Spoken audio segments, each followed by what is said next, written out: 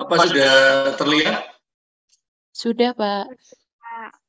Ya, silakan kalau ada yang mau didiskusikan.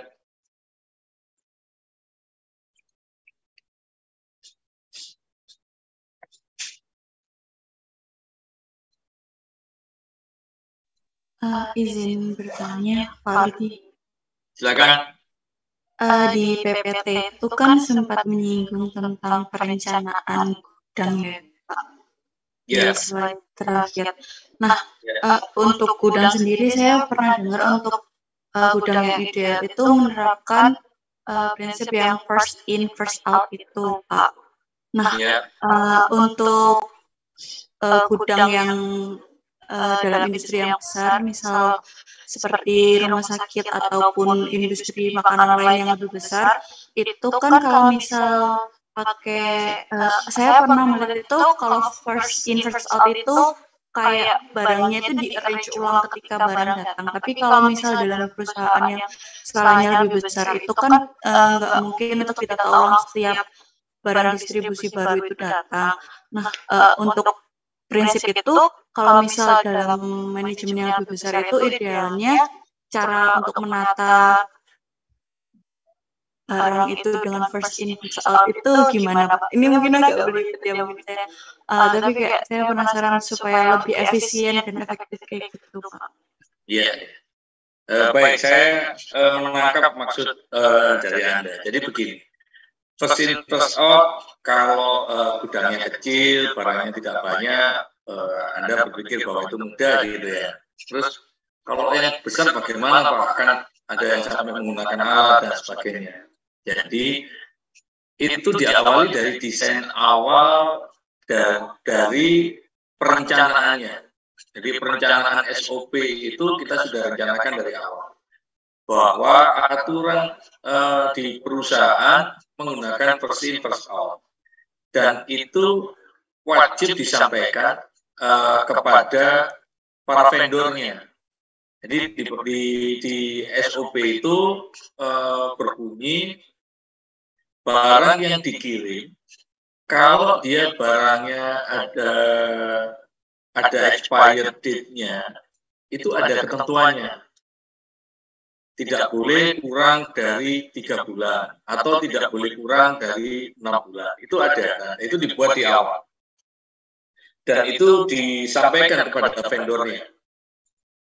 Nah, kemudian penataan alur first in first out-nya itu dibuat flow yang memudahkan rangkaian perjalanan bahan itu. Jadi masuknya dari mana, kemudian dia diletakkan di rak yang nomor berapa kalau dia besar gitu. Nah, di jalur itu tidak boleh bolak-balik gitu. Jalur itu nggak boleh bolak-balik. Jadi lebih banyak jalur itu searah. Jadi kalau Anda melihat kayak yang besar-besar gitu ya, ada yang sampai menggunakan alat angkat berat dan sebagainya, itu jalurnya satu arah semuanya. Nah, itu direncanakan di awal. Kemudian vendornya juga sudah tahu dari awal, karena mereka juga sudah diberikan informasi itu. Kemudian pada saat di penerimaannya itu juga dilakukan controlling di sana. Begitu kira-kira. Baik, Pak, terima kasih. Berarti saya izin mengkonfirmasi, berarti kayak misal mungkin bisa dalam perencanaan gudang itu misal dibikin kayak untuk masuknya dari sebelah sini terus nanti keluarnya lewat sini gitu ya. Iya, betul. Ya. Tapi kalau itu memungkinkan ya, artinya kadang ada gudang yang memang pintunya cuma satu gitu. Kalau pintunya cuma satu bagaimana Pak? Pintunya cuma satu itu ada bisa diberikan tanda di lantai, itu ada seperti signage gitu ya, ada sign bahwa ini in-nya, out-nya lewat mana. Nah, ada seperti itu untuk menghindari tabrakan-tabrakan gitu. Ada seperti itu. Baik, Pak. Terima kasih, Pak. Ya, silakan yang lainnya.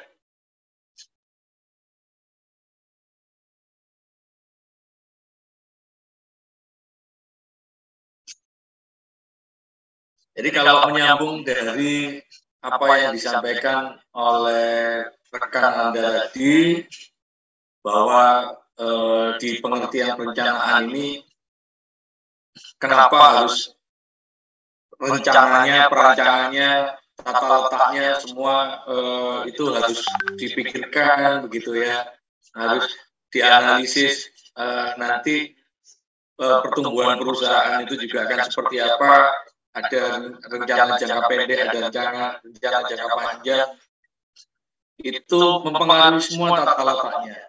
Terus bagaimana Pak kalau seandainya awal karena masih kecil modalnya itu ditata masih dengan ukuran itu? Boleh-boleh saja. Nanti dipikirkan, jadi dibuat sebuah blueprint besar, ini nanti akan kalau berkembang akan seperti apa. Nah, ada seperti itu. Seperti di pengertian perencanaan dan desain fasilitas yang ada. Seperti itu. Silakan kalau ada yang mau didiskusikan lagi. Limbah.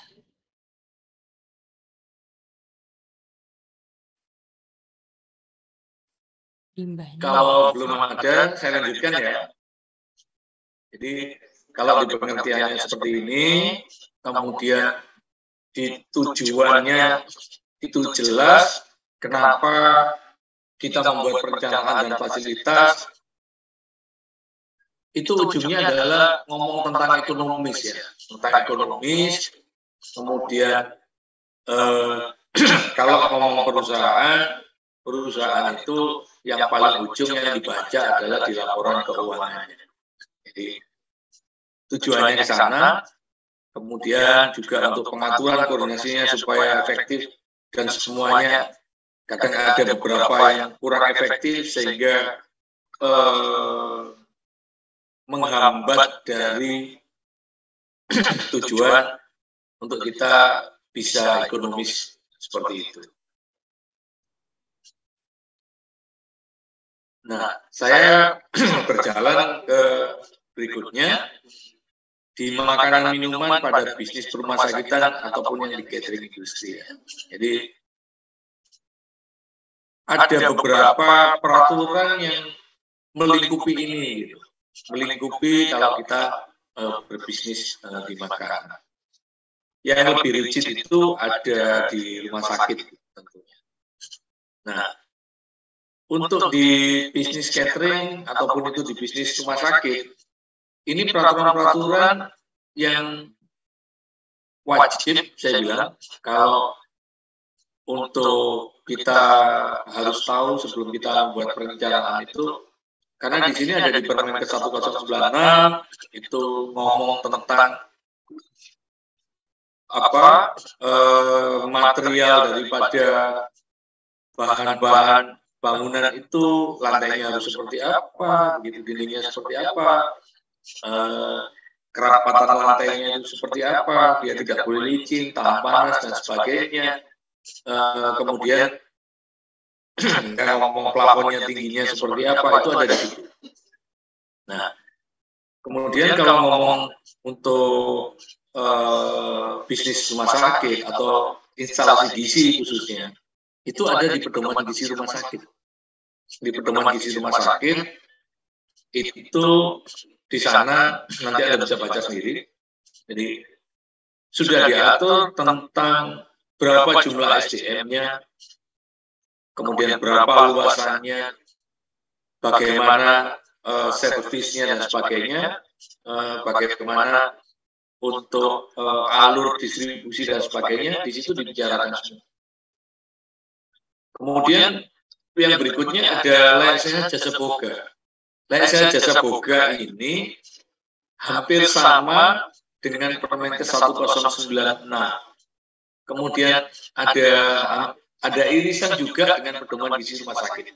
Jadi di Permenkes 1096, pedoman gizi rumah sakit dan layak sehat jasa boga. Layak sehat jasa boga ini dari Dinkes ya, dari Dinas Kesehatan itu itu irisan-irisan gitu.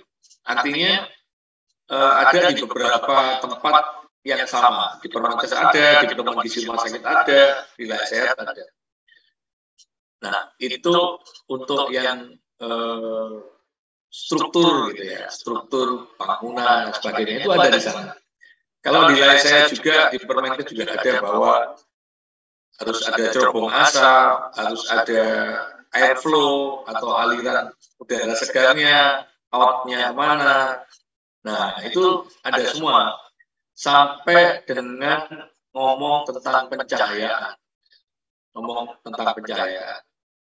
Jadi, kalau menggunakan standar yang ada di Indonesia, kita menggunakan Permenkes, menggunakan jasa boga, Layak Sehat jasa boga, dan menggunakan SNI, itu tentang pencahayaan diatur bahwa di dapur itu minimal adalah 200 lux gitu.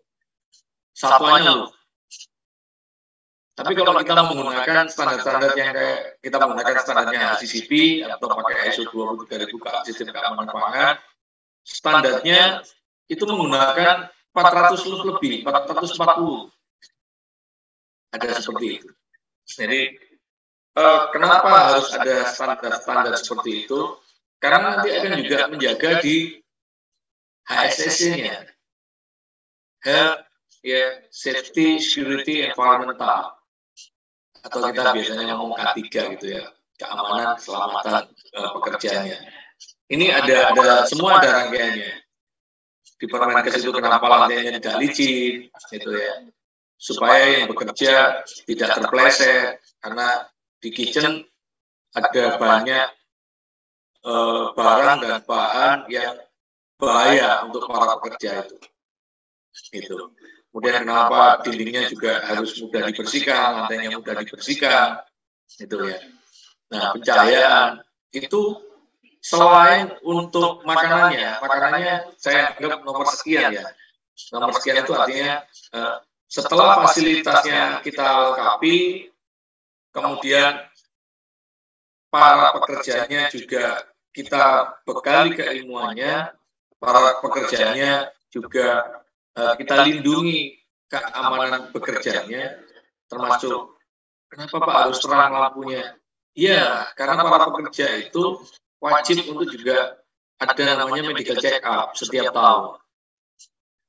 Mereka juga akan dilihat apakah matanya menjadi lebih ada tekanan-tekanan, karena kalau gelap itu dia membutuhkan konsentrasi yang lebih gitu ya, sehingga ada penekanan di retina mata. Ya, ada seperti itu. Kemudian kalau di lingkungan jelas, dan di Layak Sehat jasa boga itu juga ada tentang ukuran luasan, nanti di berikutnya ya. Kemudian baru ngomong HACCP gitu. Anda pasti sudah tahu semua apa itu HACCP, karena nanti untuk keamanan pangannya ada di sana. Kemudian juga ada yang melingkupi adalah yang di ISO 23000, ISO 22000. Kalau ISO 23000 ini sistem halal. Maaf, ini keliru ini slide-nya. Jadi ISO 22000 sistem keamanan pangan. Yang terakhir adalah yang versi yang apa?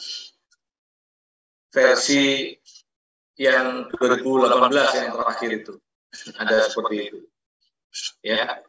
Dan yang paling akhir nanti ada akreditasi rumah sakit dan ada kesehatan lingkungan. Bentar.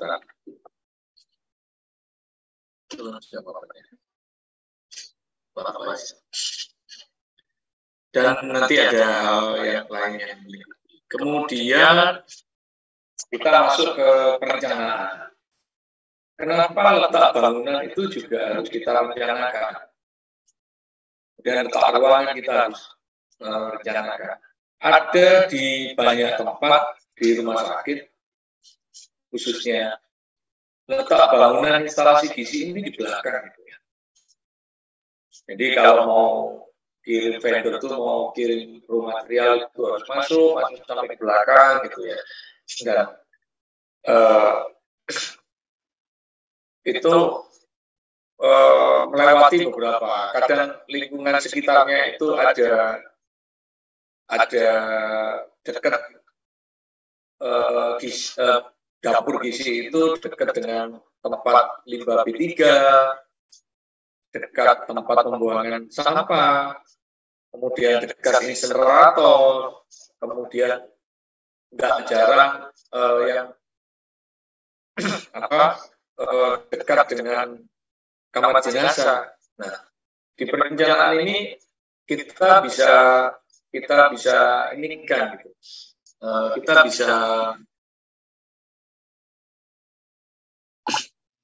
bisa tata sebelum bangunannya ada. Kemudian letak ruangan juga begitu. Ada dapur yang di atas ya. Jadi Anda pernah masuk ke rumah sakit UNER? Ada yang sudah pernah masuk ke sana? Baru ke kantinnya, Pak. Oh, baru ke kantinnya. Ya.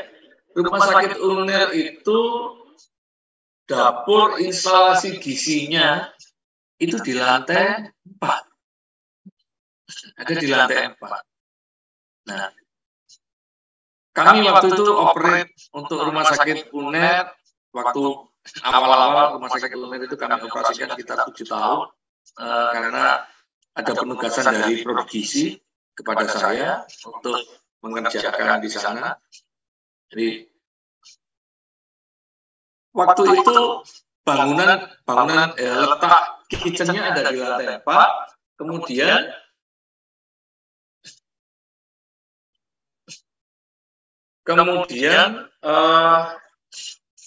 liftnya hanya sampai lantai 3. Jadi bahan makanan itu bahan raw material ya. Raw material itu dikirim dari bawah, itu dari lift bawah naik ke atas, hanya stop sampai lantai 3. Kemudian kita harus kita bawa secara manual ke lantai 4. Itu bahannya. Kemudian pada saat kita sudah matang, hal yang sama seperti itu. Jadi kita harus turun dulu ke lantai 3 baru kita bisa distribusi. Kemudian kalau kita clear up, kita ngambil piring-piring dari ruangan-ruangan itu juga seperti itu. Tapi alhamdulillah sekarang sudah tidak. Sekarang sudah liftnya sudah sampai di lantai 4 ya, di depan gizi. Coba main-main ke sana, nggak apa-apa. Main-main ke sana, masuk ke sana. Pasti boleh kalau maunya Anda ngomong dari Prodi Gizi, gitu, pasti boleh masuk ke sana. Nanti ketemu sama kepala instalasinya, ada Mas Niko, atau izin sama Prof Bambang, boleh nanti bisa ke sana. Ya, jadi ada ruangan seperti itu, ada dapurnya di lantai berapa. Kemudian ada juga yang dapurnya di basement. Ada di beberapa hotel, ada di beberapa catering itu bangunan atasnya dipakai resto-restonya atau yang lainnya tempat makannya. Kemudian atau rumah sakitnya, dapurnya di basement. Ada kasus di Surabaya Timur, ada rumah sakit yang pada saat hujan deras Surabaya dia banjir.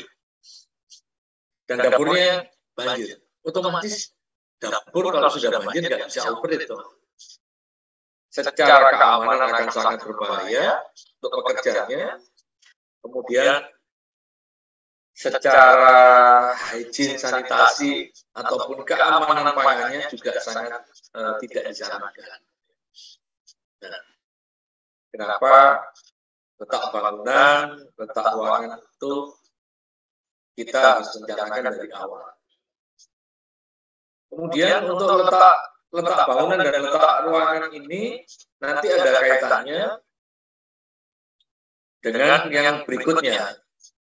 Ada di bahan bangunan. Ada di beberapa tempat bahan bangunan itu yang ala kadarnya itu. Dari triplek. Ada yang juga dari kayu. Pak, apakah tidak dibolehkan dari triplek atau dari kayu? Secara aturan tadi di Permenkes dan yang tadi saya sebutkan di depan ya, aturan-aturan itu tidak diperkenankan. Kenapa? Karena untuk menjaga kebersihannya yang akan agak sulit gitu. Karena kayu akan bisa banyak mendatangkan hewan-hewan kecil, di mana itu akan berbahaya untuk keamanan pangan kalau kita di bisnis makanan dan seperti itu. Nah, di perkuliahan kemarin ada yang nanya, loh Pak, kalau di tempat saya itu memang menggunakan kayu semua Pak, nggak ada bahan-bahan yang bukan kayu. Boleh saja kalau memang seperti itu karena kondisi yang ada di sana, kalau pakai bahan bangunan itu sulit dan menjadi mahal dan sebagainya, itu bisa boleh saja. Tapi artinya harus dilengkapi dengan IPM. Apa itu IPM Pak Ludi? IPM itu Integrated Pest Management. Jadi boleh pakai kayu, tapi ada perlakuan-perlakuan khusus di mana itu harus kita kendalikan amannya. Pak, apakah artinya kalau sudah bahan bangunannya itu sudah kokoh, kuat gitu ya, tidak ada perlakuan untuk IPM? Ada, tapi tidak se-ekstrim kalau kita menggunakan bahan-bahan yang dari kayu. Ada seperti itu. Ya, jadi di bahan bangunan nanti ini ada fotonya. Ini kita bisa lihat. Jadi kalau untuk lantai hampir standar untuk internasional menggunakan terakota. Jadi kalau Anda melihat ke McDonald gitu ya, KFC, itu rata-rata mereka ya gini nih. Rata-rata mereka begini. Lantainya ini namanya terakota. Dia tidak licin, mudah dibersihkan, kemudian dia tahan dengan kekuatan sampai sekian ton begitu, dan anti panas gitu ya. Dia bukan anti panas, tapi tahan panas ya, tahan panas. Ada seperti ini. Kalau untuk lantai. Kemudian untuk dinding ini yang mudah dibersihkan, ya. Boleh menggunakan keramik, tapi yang terbaru itu sudah pakai epoksi. Lantai pun juga sudah pakai epoksi. Jadi epoksi itu kayak cat yang weather seal itu, tapi dia sangat kuat, kayak gilap gitu ya. Mudah dibersihkan, tidak licin dan sebagainya. Nah, ada seperti ini kalau ngomong bahan. Kemudian juga dibutuhkan sirkulasi udara. Kenapa dibutuhkan sirkulasi udara? Ada dua hal yang mendasari pemikiran bahwa sirkulasi udaranya harus baik. Yang pertama, karena SDM itu adalah aset yang nomor satu. Ya. Jadi, tidak boleh panas yang berlebihan. Ya, di dapur pasti panas, karena dapur itu ada hot kitchen, ada cold kitchen. Yang cold kitchen itu ada AC gitu ya. Biasanya cold kitchen atau peruntukannya cold kitchen itu membuat salad, membuat filling itu membuat adonan untuk bakery supaya adonannya nggak rusak gitu ya. Yang terpenting adalah di orangnya, supaya orangnya ini kalau bekerja tidak dehidrasi gitu ya. Ada sirkulasi in-nya, ada out-nya. In-nya diambilkan dari ruangan yang bersih. Kalau tadi seandainya letaknya itu ada letak bangunannya di belakang, dekatnya insinerator, kemudian dekatnya hal-hal yang limbah dan sebagainya, kita cari daerah yang masih bisa kita ambil fresh air-nya. Kemudian out-nya kita keluarkan yang di daerah limbah itu boleh gitu ya, bukan dibalik. Jadi yang dari limbahnya ditarik ke dalam, kemudian dikeluarkan ke yang bebas. Nah, tidak begitu gitu ya. Dia ada begitu. Nah, kalau di foto ini sirkulasi udara itu dibantu ada yang namanya ducting ini atau apapun nyebutnya ya. Ada yang nyebut exhaust, ada yang ducting. Nah, ada yang ya. Ini adalah udara yang disemprotkan ke bawah dan ada yang naik. Jadi ada sirkulasinya juga di sini. Sehingga kesehatan pekerjanya juga kita jaga gitu ya. Karena kompor-kompor ini kan panas ya. Kompor-kompor ini panas, udaranya di sini menjadi panas, ada oven di sini juga dihisap gitu ya. Untuk udara panasnya untuk dikeluarkan, asap dan sebagainya. Tapi juga ada innya untuk sirkulasinya. Kemudian berikutnya ada kebisingan. Ada kebisingan ini. Kebisingan kenapa juga harus kita rencanakan?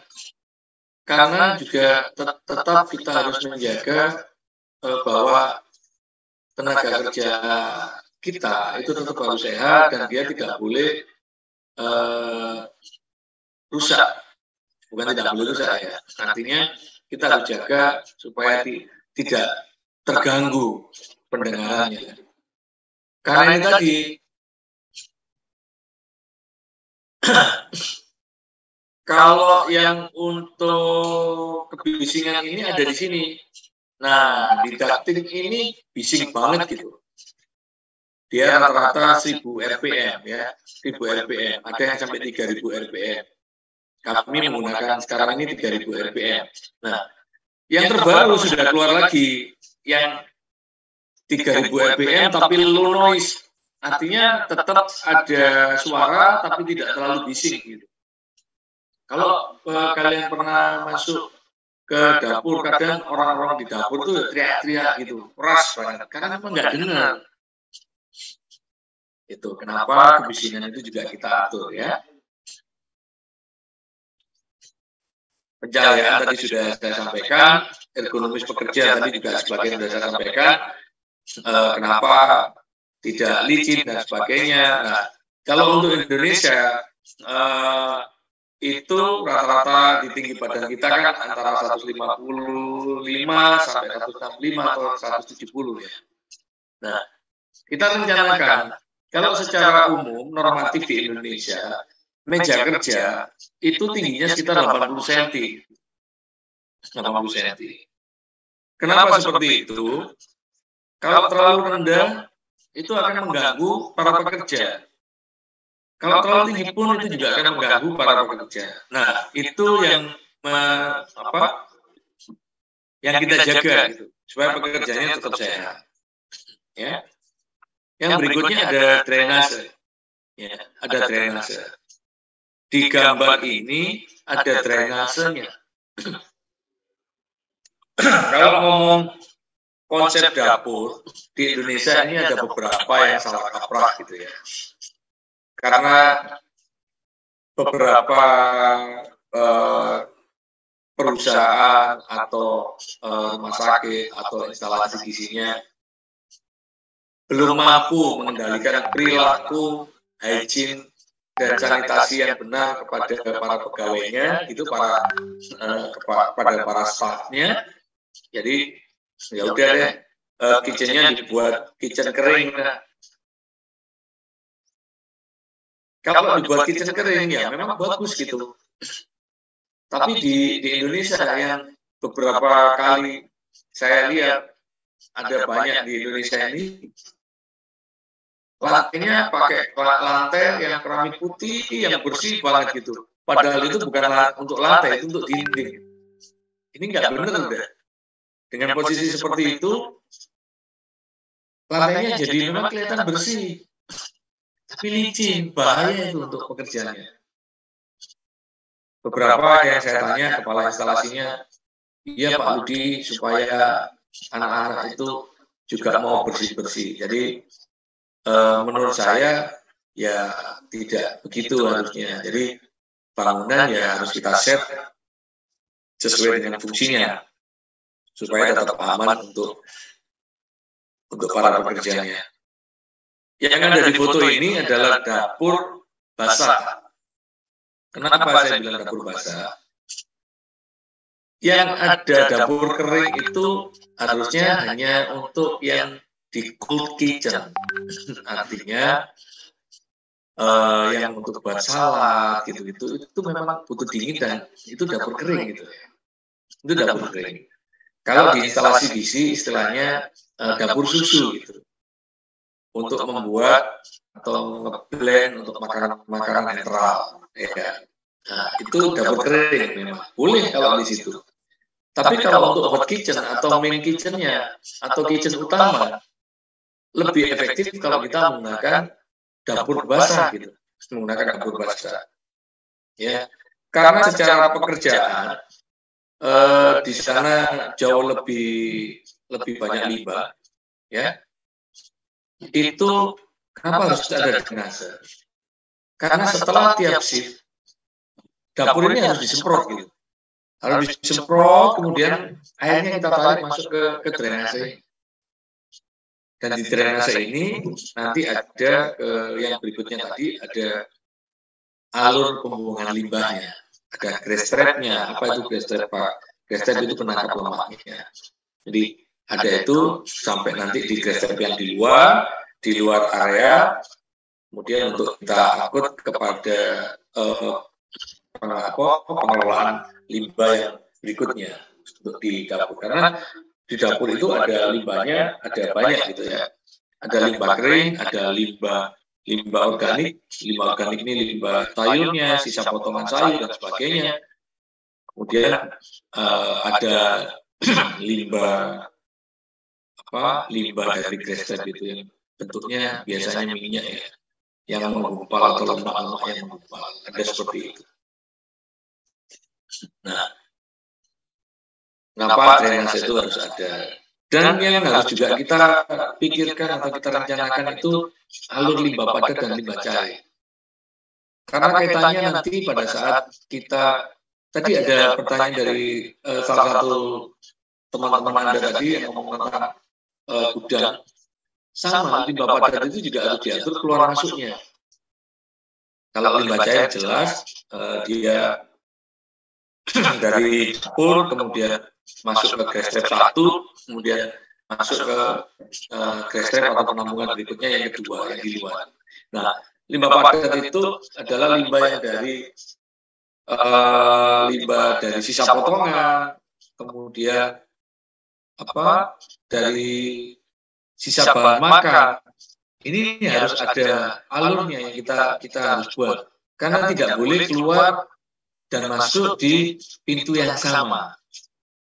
Itu bolak-balik itu tidak diperbolehkan kalau di aturannya, di aturan yang nanti Anda bisa baca di aturan yang tadi sudah saya sampaikan. Kemudian di akreditasi itu sangat diatur jelas tentang alur itu, limbah padat dan limbah cair. Kenapa kita harus rencanakan? Sampai di situ ada yang mau didiskusikan dulu sebelum saya lanjutkan.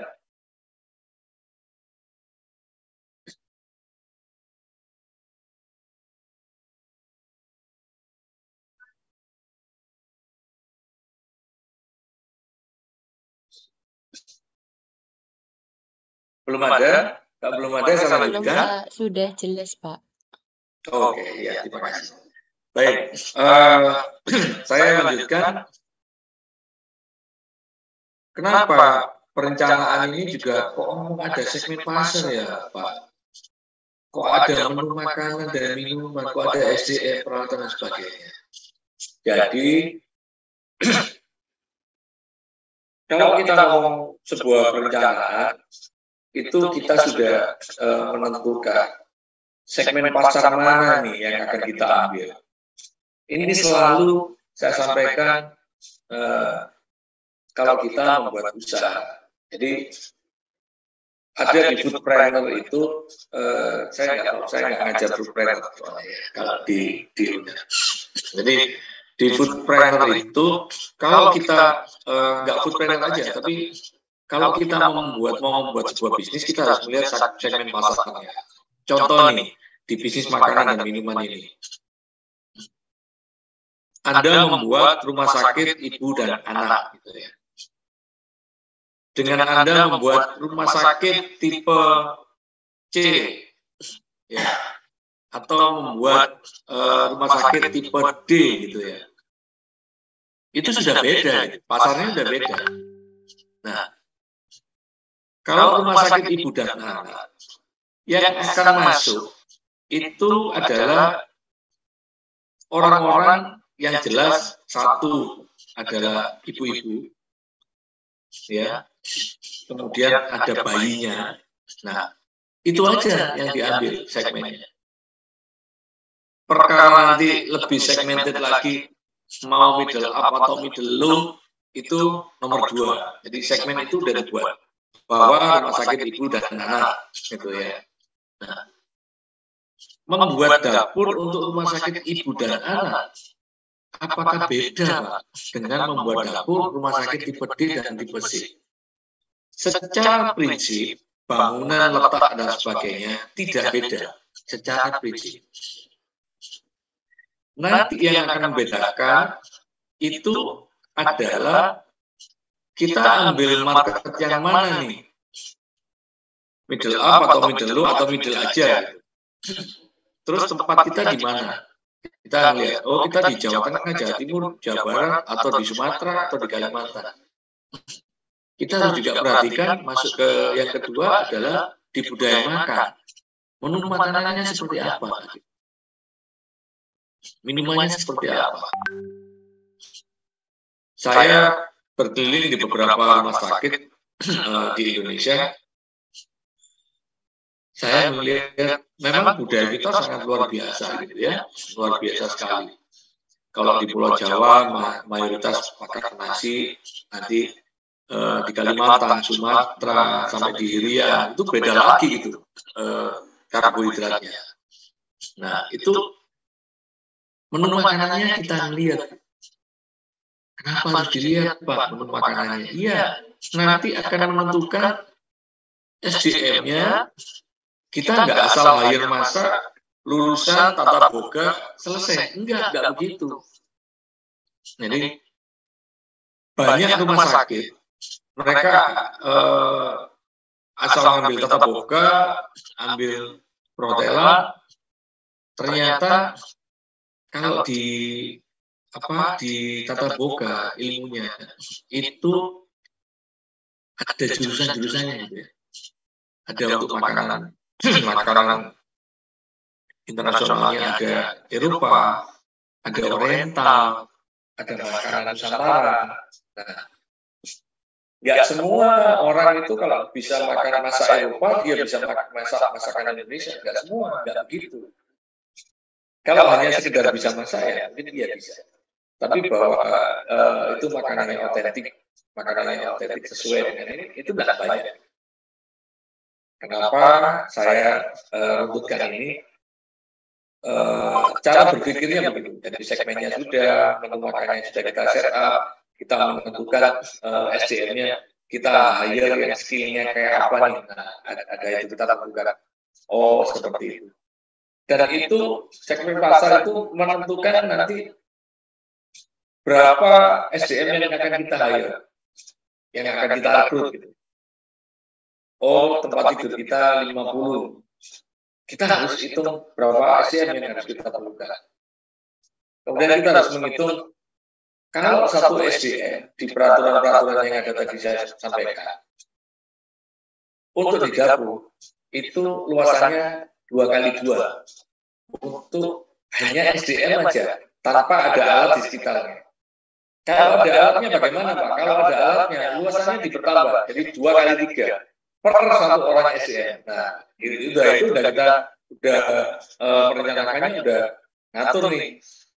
Oh, nanti ini akan 50 tempat tidur, berarti anggap kalau di aturan rumah sakitan itu maksimal batasnya adalah di 80% okupansi atau bor ya. Jadi tingkat dunianya maksimal itu di 80. Kalau di atas 80% itu sudah tidak baik gitu ya. Tidak baik di pelayanannya, tidak baik juga untuk banyak hal. Nah, di sana. Nah, seperti itu. Jadi, kalau begitu berarti porsi makannya kalau satu hari 3 kali. Anggap aja 50%-nya, 50% dari 10 hanya 5. 5 kali 3 kali makan, 15. 15. Ya, 15. Kalau dikalikan 5 orangnya, udah berapa? Nah, kita membutuhkan SDM berapa? Nah, ada seperti itu ya. Nanti juga akan menentukan peralatannya. Kalau memang kapasitasnya sekian, saya butuh peralatan yang kalau ngomong stokot, panci maksud saya. Ngomong panci itu, saya cukup panci yang 5 liter. Saya cukup panci yang 10 liter. Gitu. Kalau kita juga beli peralatan subboil gitu ya, saya subboiler maksud saya, itu kita cukup bikin, saya butuh yang 50 liter, ada seperti itu. Ya, itu tadi nyambung dengan luasan area yang berikutnya di luasan area. Itu berawal dari segmen pasar, gitu ya. Nah, yang berikutnya adalah di alur bahan, di alur barang, ya, kemudian alur makanan matang, alur SDM masuk dan keluar. Itu sudah tertata semua, karena memang untuk keamanan pangannya, ya, kalau di rumah sakit itu ngomong keamanan pangan untuk pasiennya, itu artinya di pasien safety, untuk keamanan pangan kepada konsumen, khususnya orang yang lagi sakit gitu ya, itu memang agak beda perilakunya, perlakuan masaknya juga beda, nggak bisa disamakan dengan orang masak umum. Nah, ada seperti itu. Kenapa semua harus kita rencanakan dengan baik? Supaya tidak ada tambal sulam di tengah. Bagaimana Pak? Ini budgeting belum saya masukkan sih sebetulnya. Bagaimana Pak kalau ternyata budgetingnya belum sesuai dengan itu? Nggak apa-apa. Asal semua sudah kita siapkan secara blueprint. Nanti kalau tahap satunya yang bertahap boleh saja. Tapi sudah diatur dari awal, nanti runtutannya seperti itu. Kira-kira seperti itu. Ya. Nah, ini contoh-contohnya saja. Jadi bahannya harus dari apa ya, untuk bangunan dan sebagainya. Untuk alat masaknya juga bahannya dari apa dan sebagainya. Itu stainlessnya aja khusus gitu ya. Kalau untuk yang food grade ngomongnya stainless 03 gitu. Harganya beda, bisa 2-3 kali lipat dari harga stainless yang biasa. Kalau stainless biasa, apakah dibolehkan Pak? Ya boleh-boleh aja.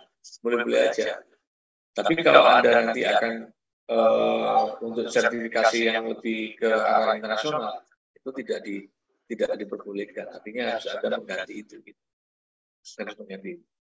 Nah, saran saya kalau memang buat jalan depan ya kita buat yang sesederhana mungkin, nggak apa-apa. Tapi kita sudah mengarah nanti kita akan terstandarisasi dengan baik. Bukan ngomong tentang cuma sertifikasinya aja untuk gaya-gayaan gitu ya. Enggak.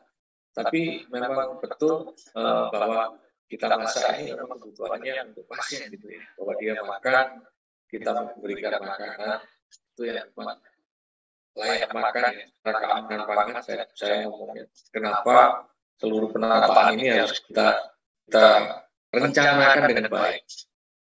Kalau udah kita rencanakan dengan baik, nanti ujungnya pasti di ekonomis lah, koordinasi dan sebagainya. Itu akan memudahkan semuanya.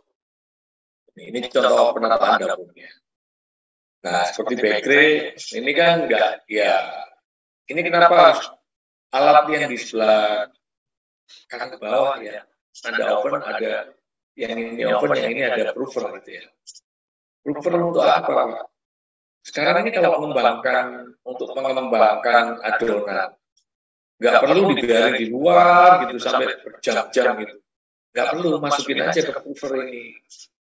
Dan ini mengurangi bahan tambahan pangan untuk untuk mengembangkan adonan lebih cepat dan sebagainya, diobatin gitu. Enggak, dengan alat ini nggak perlu pakai pengembang-pengembang yang berlebihan, cukup sedikit aja, ataupun nggak pakai pun masih bisa dikembangkan dengan alat ini. Kemudian supaya lebih efektif, kerjanya efisien, setelah keluar dari pulver ini, tinggal masuk deh ke sebelah, ke ovennya. Jadi nggak butuh jalan banyak, supaya para juru masaknya nggak capek. Tapi ya memang nggak ada kerja nggak capek. Tapi kita pikirkan yang tidak perlu dan kita bisa ringkas, kita ringkaskan. Seperti itu. Sama seperti untuk di kitchen ini, ada macam-macam tipe dapur ya. Selain dapur kering, dapur basah gitu. Terus ada macam-macam tipe. Ada dapur untuk masakan oriental. Kita kenalnya adalah masakan Chinese food. Itu rata mereka satu line ya. Jadi panjang begini itu satu line gitu. Ada yang Eropa style, ini Eropa style seperti ini. Ada yang Nusantara style. Nusantara style itu ini. Ada itu. Kenapa kok ada begitu? Iya, sesuai dengan peruntukannya, sesuai dengan efisiensinya. Jadi kalau kita masuk masakan-masakan Chinese, itu rata-rata mereka satu juru masak itu bisa pegang 2 atau sampai 4 kompor. Yang di sebelah sini dia sedang goreng, yang di sini dia sedang membuat masakannya, sehingga dari hasil goreng nanti tinggal masuk ke sebelahnya. Jadi dekat. Nah, ada itu. Itu juga kita ngomong ergonomis dari para pekerjanya. Ya, tidak seperti itu. Tadi background, ini penataan lounge. Kalau kita breakfast ini ada di salah satu rumah sakit, bahwa penunggu pasiennya itu bisa makan seperti ini. Ya, ini ada salah satu rumah sakit di Surabaya Utara. Kemudian di belakangnya ini, foto yang di bawahnya nih, meja kerjanya seperti ini. Jadi kita nggak usah jalan jauh-jauh kemana-mana gitu. Udah kerjain di sini aja. Mau bikin jus cepet gitu ya. Mau bikin sandwich cepet, mau bikin salad cepet. Dan kita kalau tinggal tunggu suplai makanan ini, memang kalau masak besar suplainya dari dapur yang lain. Ini udah efektif banget gitu, efisien banget yang terjadi. Nah, kayak gini. Kira-kira untuk penata kita pikirkan sampai seperti ini. Tadi sudah saya sampaikan, rasanya hanya ini deh, yang bisa saya sampaikan. Jadi paparan-paparan ini lebih ke aplikasi di lapangannya. Pak, apakah ini ideal untuk di beberapa rumah sakit dan di beberapa catering? Secara idealnya bisa seperti ini. Tapi kalau kita mengacu kepada peraturan-peraturan yang ada, itu lebih rigid lagi.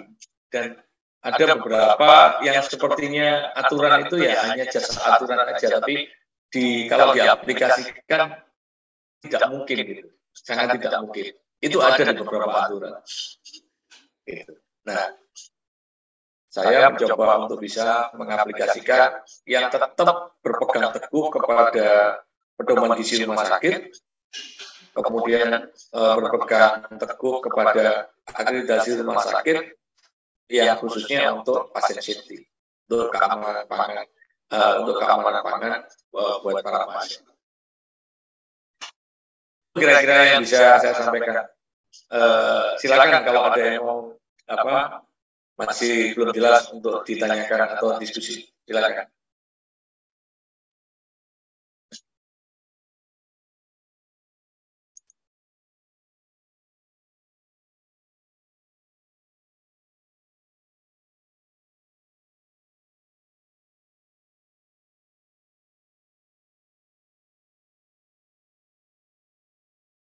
Belum ada?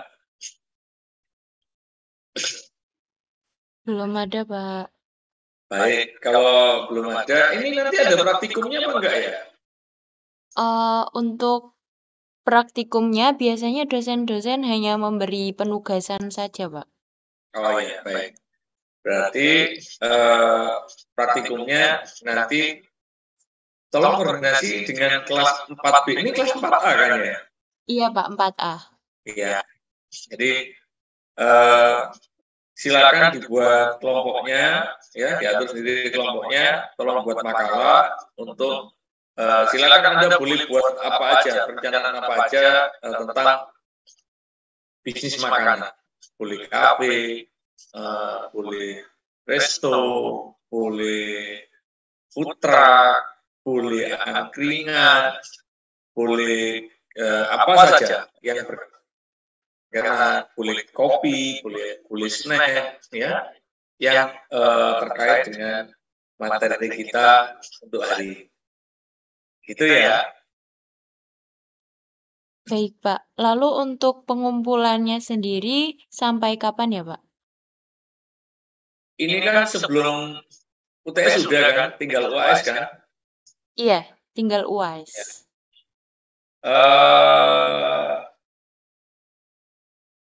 Sekarang apa sih sekarang?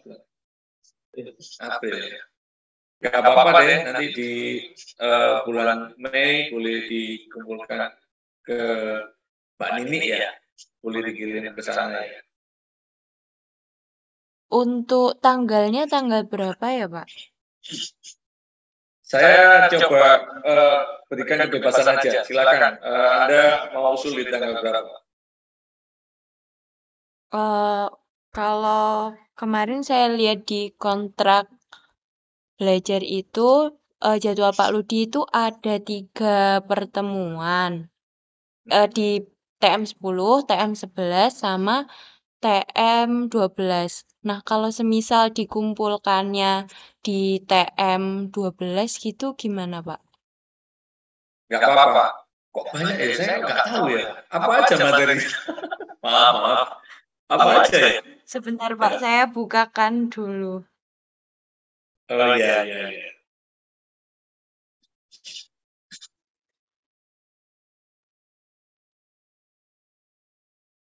Untuk di TM minggu depan itu materinya pemilihan peralatan. Terus untuk di TM12 itu manajemen SDM serta analisis kebutuhan dan produktivitas tenaga kerja. Oh iya, itu yang terakhir itu nggak tersampaikan itu dari dari gizi ke saya. Baik nanti saya siapkan. Nanti dikiriman ke saya Mbak, nanti biar saya bisa siapkan. Oh, oke. Baik, Pak. Berarti kalau nanti ya untuk pertemuan berikutnya kan sudah offline ya? Iya, sudah offline, Pak, minggu depan. Oh ya, baik. Iya. Ya, semoga saya lagi di Surabaya. Semoga saya di Surabaya. Baik, Pak. Ya. Baik, kalau tidak ada yang ditanyakan lagi, saya berharap paparan hari ini itu saya sebetulnya nggak ngasih kuliah, saya ini lagi share pengalaman dan share regulasi-regulasi yang ada di Indonesia gitu ya. Mana secara teori itu, bagus semua lah teori di sini, tapi begitu diaplikasikan itu sangat sulit. Dan alhamdulillah kami, jadi saya dengan tim itu melewati itu semua sehingga ketemu formula-formulanya yang tetap baik untuk keamanan pasiennya, keamanan pangannya, ya, tapi juga tidak nyalahi aturan-aturan yang ada. Seperti itu. Baik. Saya sebenarnya kalau pas tatap muka itu kepengennya ngobrol banyak gitu ya. Apalagi kalau namanya ada yang pengen punya usaha, saya senang banget gitu. Saya senang banget apalagi kalau itu di bisnis makanan. Kakak-kakak kelas Anda banyak yang sudah bikin bisnis makanan, alhamdulillah ya. Baik, saya rasa cukup pertemuan pagi ini. Mohon maaf kalau ada salah kata, ya. Terima kasih. Selamat pagi. Assalamualaikum warahmatullahi wabarakatuh. Waalaikumsalam warahmatullahi wabarakatuh. Terima kasih banyak, Pak. Terima kasih, Pak. Ya, sama-sama.